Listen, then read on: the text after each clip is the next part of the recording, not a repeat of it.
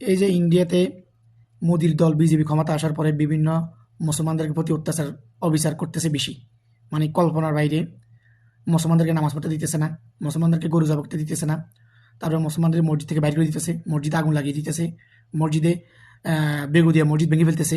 এই যে মোদির দল ক্ষমতা আসার পরে, বিজেপি ক্ষমতা আসার পরে এই মুসলমানদের প্রতি এরকম অত্যাচার অবিচার করতেছে, পৃথিবীর কোনো কান্ট্রি বা কোনো রাষ্ট্র এরকম নজিরবিহীন আছে নাই।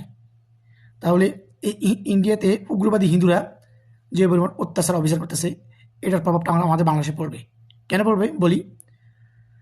যখন বাংলাদেশে চট্টগ্রাম ইস্কন দলের কর্মীরা যখন একজন আইনজীবীকে মেরে ফেলছিল, তখন ইস্কন দলের নেতাকে চিন্ময় দাস তাকে গ্রেপ্তার করা হয়েছিল, তখন এই প্রভাবটা ইন্ডিয়াতে পড়ছে। এখন ইন্ডিয়াতে যে হিন্দুরা এই কাজগুলি করতেছে, উগ্রবাদী হিন্দুরা এই কাজগুলি করতেছে, সেম প্রভাবটা এখানেও পড়বে, বাংলাদেশে পড়বে। আইন শৃঙ্খলা বাহিনী কয়জনকে ট্যাকল দিবে, কয়জনকে ট্যাকল দিবে? আমাদের বাংলাদেশে হিন্দুরা আছে, কোনো আমরা মুসলমানরা চাইলে তো অনেক কিছু করতে পারি। হিন্দু আছে, বৌদ্ধ আছে, খ্রিস্টান আছে, আমরা কখনো হিন্দু লোক আছে, বৌদ্ধ লোক আছে বা খ্রিস্টান লোক আছে, আমরা কখনো ওদেরকে ওদের মন্দির ভাঙছি বা মন্দিরে আগুন লাগাইছি না, ওদের কখনো ডিস্টার্ব করছি? তাহলে ইন্ডিয়াতে এই উগ্রবাদী হিন্দুরা যে পরিমাণ আলামত বা যে পরিমাণ অত্যাচার অবিচার করতেছে, এটার প্রভাবটা বাংলাদেশে পড়বে, অটোমেটিক পড়বে। কারণ এতে আমি খবর দেখলাম, কিছু মতুয়া বা ওলামা একরামরা ঘোষণা দিছে, ইন্ডিয়ার হাই কমিশনার বা হাই কমিশনারটা ঘেরাও করবে, ওইখানে গরু জবা করবে। এই যে প্রভাবটা, এটা আইন শৃঙ্খলা বাহিনী কত টাকা দিবে ভাই?